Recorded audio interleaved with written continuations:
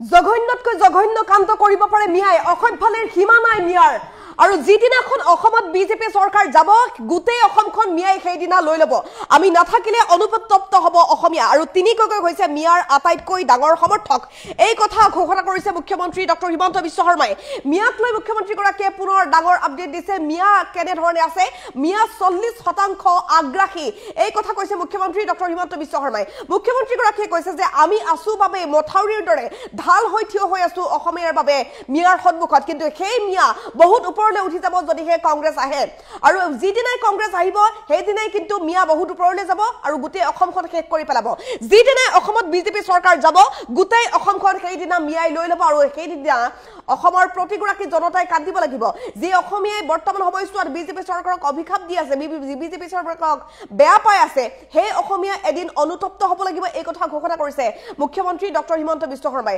লগতে মিয়া প্ৰীতিৰ ক্ষেত্ৰত তিনিকৈ কেনেকুৱা সেই কথাও ক'লে মুখ্যমন্ত্ৰীগৰাকীয়ে তিনিকৈ হৈছে মিয়াৰ আটাইতকৈ ডাঙৰ সমৰ্থক মিয়াৰ পৃষ্ঠপোষক বুলি ক'ব পাৰি এই তিনিকৈ মিয়া প্ৰীতি বিভিন্ন সময়ত দেখা পোৱা গৈছে সেই কথা মুখ্যমন্ত্ৰীগৰাকীয়ে বহুবাৰ কৈছে লগতে মিয়াই অসমখন ইতিমধ্যে যে দখল কৰিছে এই কথা মুখ্যমন্ত্ৰীগৰাকীয়ে বহুবাৰ দোহাৰিছে আপুনি যদি পাচলি বজাৰলৈ যায় আপুনি যদি উবেৰ ওলা এখন বুক কৰে আপুনি যদি মাছৰ বজাৰলৈ যায় আপুনি যদি মাংসৰ বজাৰলৈ যায় মুঠৰ ওপৰত চৌদিশে কেৱল মিয়া আপুনি পাব আৰু সেই মিয়াই অসমখন ল'বলৈ বেছি দিন নাথাকিব যদি সেই বিজেপি যায় তেনেহ'লে কিন্তু মিয়া গুটেই অসমত দখল দিব গুটেই অসমখন মিয়াই লৈ ল'ব এই সবিচাৰ এই মুহূৰ্তৰ এটা বিগ আপডেট মুখ্যমন্ত্ৰী ডক্টৰ হিমন্ত বিশ্ব শৰ্মাই মিয়াক লৈ পুনৰ ক'লে বহু কথা যিদিনাই অসমত বিজেপি চৰকাৰ যাব গুটেই অসমখন মিয়াই লৈ ল'ব যিদিনাই বিজেপি নাথাকিব সেইদিনাই মিয়াৰ ৰাজত্ব হ'ব বুলি কৈ দিলে মুখ্যমন্ত্ৰীগৰাকীয়ে আমি মথাউৰি হৈ থিয় হৈ আছো মিয়াৰ বিৰুদ্ধে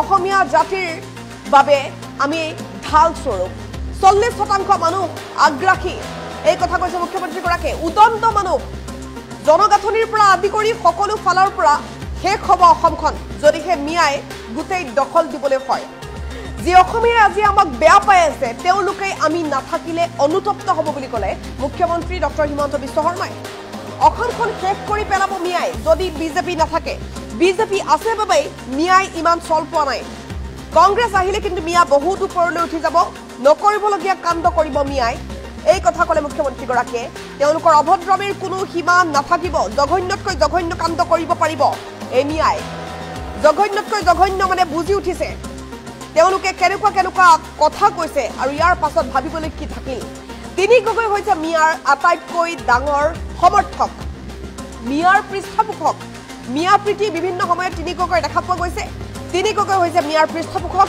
তিনিকৈ হৈছে মিয়াৰ প্ৰেমিক এই তিনিকৈয়ে মিয়াৰ পৃষ্ঠপোষক যিদিনাই অসমত বিজেপি চৰকাৰ যাব গোটেই অসমখন মিয়াই লৈ ল'ব এই কথা ঘোষণা কৰিছে মুখ্যমন্ত্ৰী ডক্টৰ হিমন্ত বিশ্ব শৰ্মাই অসমখন শেষ কৰি পেলাব মিয়াই যদি বিজেপি নাথাকে মুখ্যমন্ত্ৰীগৰাকীৰ ডাঙৰ ভাষ্য কংগ্ৰেছ আহিলে মিয়া বহুত ওপৰলৈ উঠি যাব মিয়াই কিন্তু অসমখন তেতিয়া শেষ কৰি পেলাব তেওঁলোকৰ অভদ্ৰামীৰ কোনো সীমা নাথাকিব জঘন্যতকৈ জঘন্য কাণ্ড কৰিব মিয়াই এই তিনিকৈয়ে মিয়াক আৰু ওপৰলৈ উঠাব তিনিকৈ মিয়াৰ আটাইতকৈ ডাঙৰ সমৰ্থক তিনিকৈ মিয়াৰ পৃষ্ঠপোষক আৰু এই তিনিকৈৰ বাবে মিয়াই চল পাই অসমখন শেষ কৰি পেলাব যিদিনাই অসমত বিজেপি চৰকাৰ যাব গোটেই অসমখন মিয়াই লৈ ল'ব যিদিনাই বিজেপি নাথাকিব সেইদিনাই মিয়াৰ ৰাজত্ব হ'ব আমি মথাউৰি হৈ থিয় হৈ আছো আমি ঢাল হৈ থিয় হৈ আছো মিয়াৰ বিৰুদ্ধে আমি অসমীয়াৰ কাষত ঢাল হৈ থিয় হৈ আছো এই কথা ঘোষণা কৰিছে মুখ্যমন্ত্ৰীগৰাকীয়ে 40% মানুহ আগ্ৰাহী উদন্ত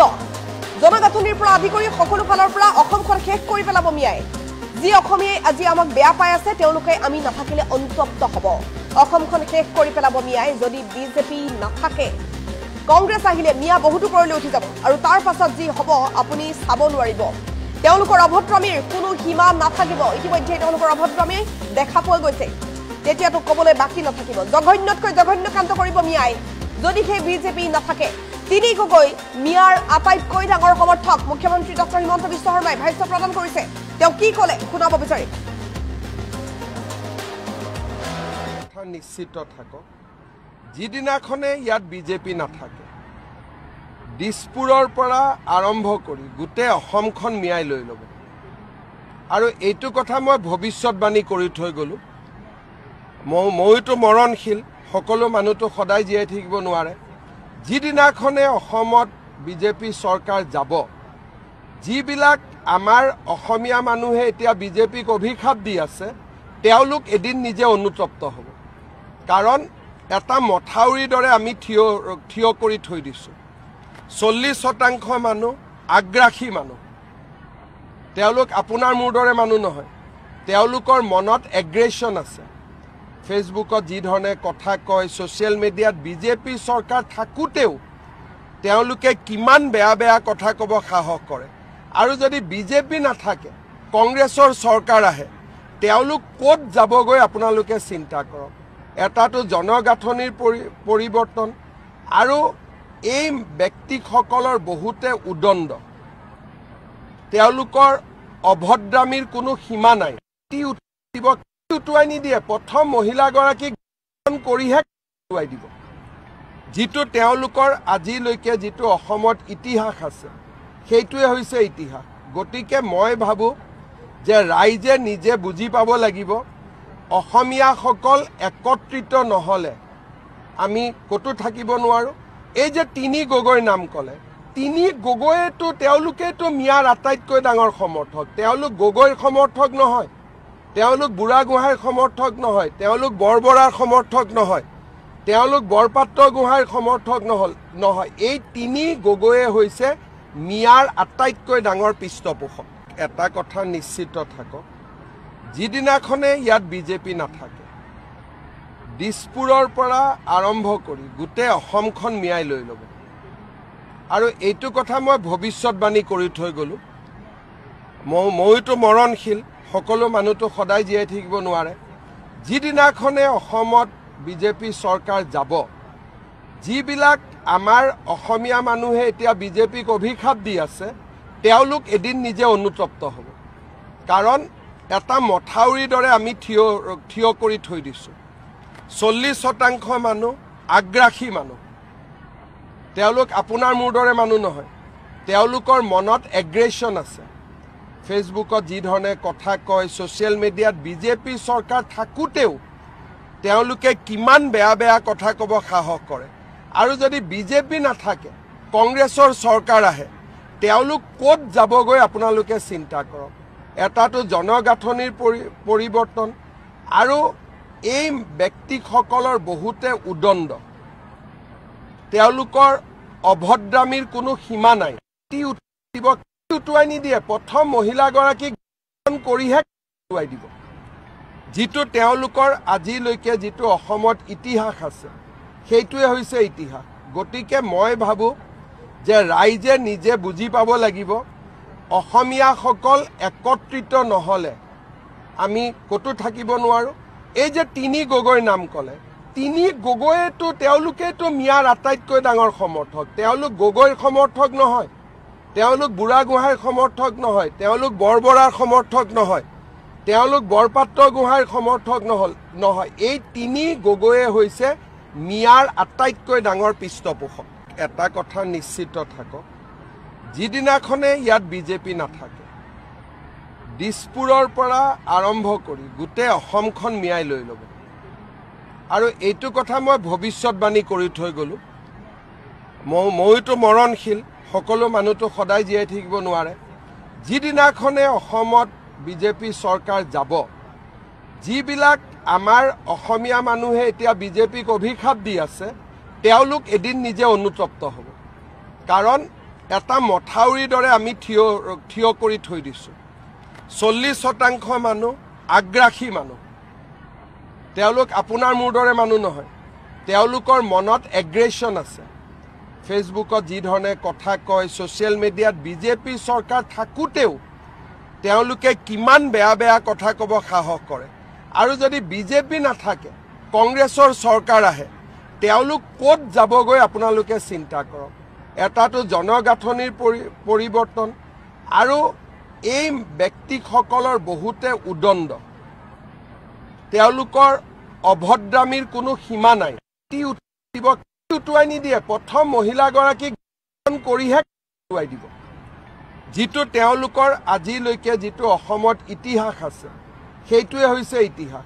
গতিকে মই ভাবোঁ যে ৰাইজে নিজে বুজি পাব লাগিব, অসমীয়াসকল একত্ৰিত নহ'লে আমি ক'তো থাকিব নোৱাৰোঁ।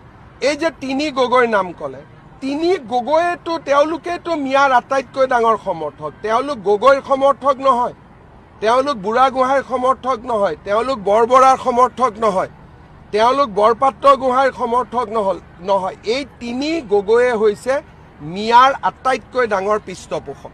এটা কথা নিশ্চিত থাকক, যিদিনাখনে ইয়াত বিজেপি নাথাকে, দিছপুৰৰ পৰা আৰম্ভ কৰি গোটেই অসমখন মিয়াই লৈ ল'ব।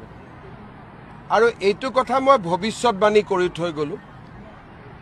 মইতো মৰণশীল, সকলো মানুহটো সদায় জীয়াই থাকিব নোৱাৰে। যিদিনাখনে অসমত বিজেপি চৰকাৰ যাব, যিবিলাক আমাৰ অসমীয়া মানুহে এতিয়া বিজেপিক অভিশাপ দি আছে, তেওঁলোক এদিন নিজে অনুতপ্ত হ'ব। কাৰণ এটা মথাউৰিৰ দৰে আমি থিয় কৰি থৈ দিছোঁ।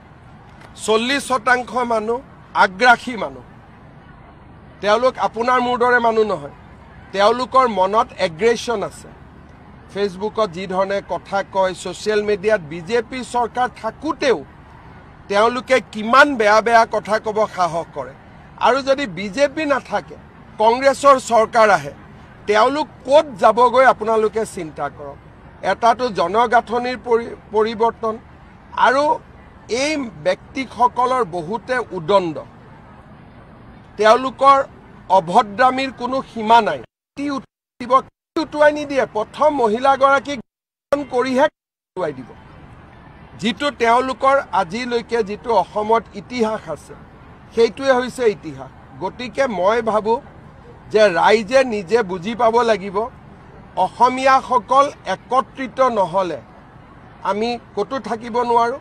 এই যে তিনি গগৈৰ নাম ক'লে, তিনি গগৈয়েতো তেওঁলোকেতো মিয়াৰ আটাইতকৈ ডাঙৰ সমৰ্থক। তেওঁলোক গগৈৰ সমৰ্থক নহয়, তেওঁলোক বুঢ়াগোহাঁইৰ সমৰ্থক নহয়, তেওঁলোক বৰবৰাৰ সমৰ্থক নহয়, তেওঁলোক বৰপাত্ৰ গোহাঁইৰ সমৰ্থক নহয়। এই তিনি গগৈয়ে হৈছে মিয়াৰ আটাইতকৈ